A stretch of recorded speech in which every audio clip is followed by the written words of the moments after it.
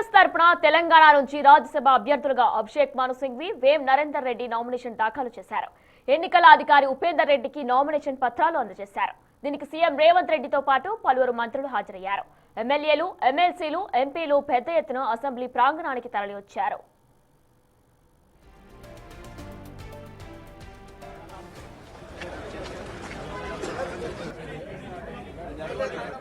ఇక తెలంగాణ తరపున రాజ్యసభకు రెండోసారి వెళ్లడం అదృష్టంగా భావిస్తున్నట్లు అభిషేక్ సింఘ్వి తెలిపారు. కాంగ్రెస్ అధ్యక్షుడు ఖర్గే, అగ్రనేతలు సోనియా, రాహుల్, కేసీ వేణుగోపాల్ కు ఆయన ధన్యవాదాలు తెలిపారు. రాజ్యసభ అభ్యర్థిగా అవకాశం కల్పించిన అధిష్టానానికి కృతజ్ఞతలు తెలుపుతున్నట్లు వేం నరేందర్ రెడ్డి చెప్పారు.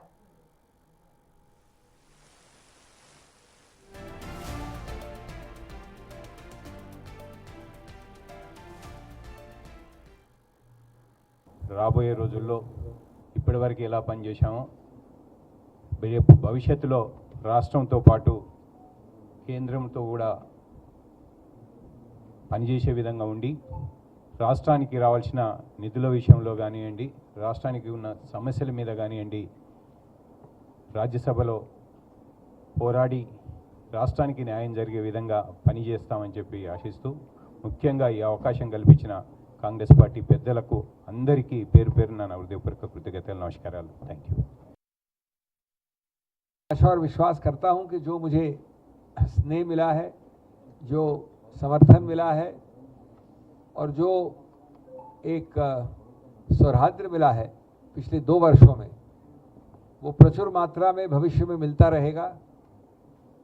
और मैं ये भी आशा और विश्वास करता हूं कि तेलंगाना के इस विशेष प्रदेश में जो इतने सारे नए नए इनिशिएटिव्स लिए जा रहे हैं सरकार द्वारा, पार्टी द्वारा, पार्टी स्तर पे, उनमें से कई को मैं